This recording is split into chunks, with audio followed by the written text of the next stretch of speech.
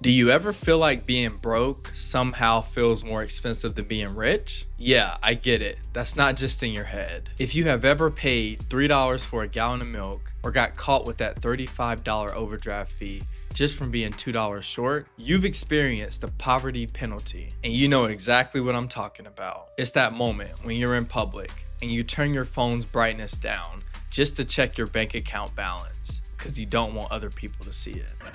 Got him! Got him!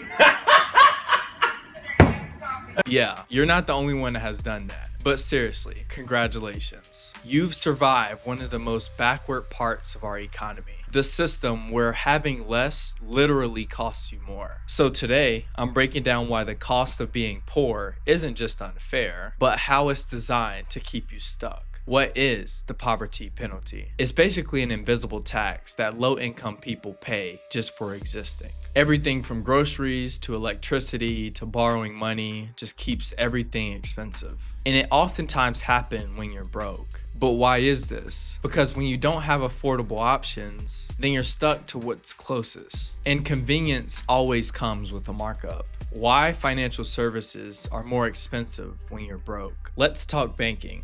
This one hits home, especially working in finance. You can't keep a minimum balance? Boom, they smack you with that maintenance fee. Accidentally overdraft? That's a $35 penalty for not having $3. And no bank account at all? Say what's up to check cashing joints. They're charging you $7 just to hand in your own money. And then they're gonna sneak in another $3 for a money order. And then payday loans? You borrow $200 today and somehow pay $350 by next Friday. That's not expensive, it's predatory math. Sometimes I'll be driving past those payday loan stores and y'all be packed in there like sardines, fishbowl windows and all. Like, bro, I know it's you. Go ahead and take that hat off. And you're not slick with that mask on too. COVID is over with. Okay, quick pause. If you ever been at a restaurant on a date and had to go to the bathroom to check your account balance before the check comes, then do me a favor. Go ahead and smack that like button right now. Yes, I'm talking to you, bathroom banker. Because if not, you might end up in the kitchen washing dishes with your hairnet on like a lunch lady. So while you're at it, go ahead and hit that subscribe button. All right, let's keep going. Grocery stores, insurance, utilities, all cost more too. You think it ends with banks? Nope. Do you live in a food desert? Then that convenience store down the street is gonna charge you $2 for a rotten banana.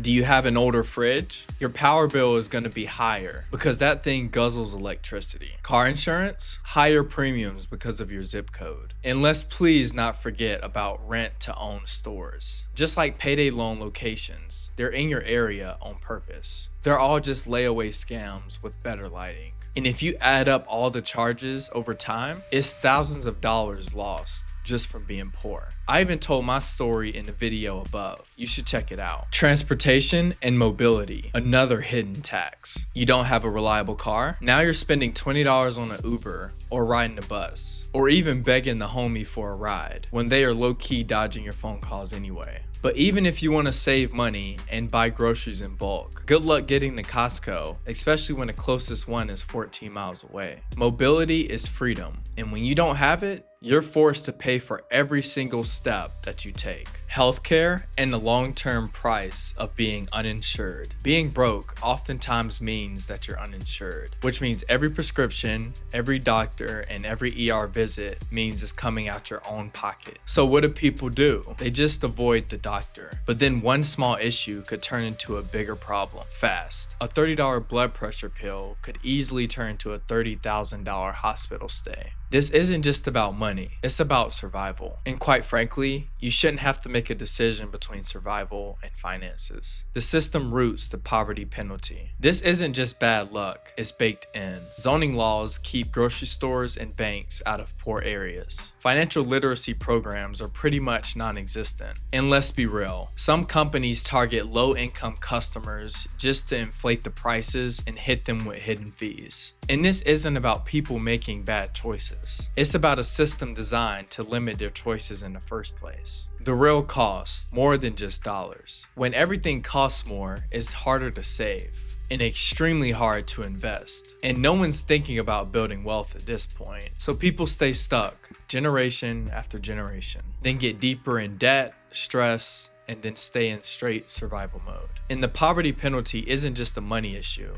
It's a life issue, and it creates anxiety and limits opportunity. That's why it's so important to have faith in God and continue to work at building financial freedom. That formula is the secret to building wealth. When I first moved to North Carolina, I thought I was on the right path. Fresh out of college, degree in hand, full of ambition. But reality didn't care. I was honestly barely making enough to scrape by. Credit card bills were piling up, and student loans felt so overwhelming. I moved in with one of my best friends trying to stay afloat. We ended up in a neighborhood that didn't just look like poverty. It was designed around it. On every corner, there were payday loan offices, pawn shops, rent-to-own furniture stores, title loan predators, and buy here, pay here car lots with over 26% APR. Dollar stores were the only grocery options, and gas stations were robbed so much it didn't even show up on the news anymore. It was like the system had drawn a box around us and made sure every way out came with interest. And here's the thing that most people don't get. Poverty isn't just about low income. It's also about low net worth. Because if you make decent income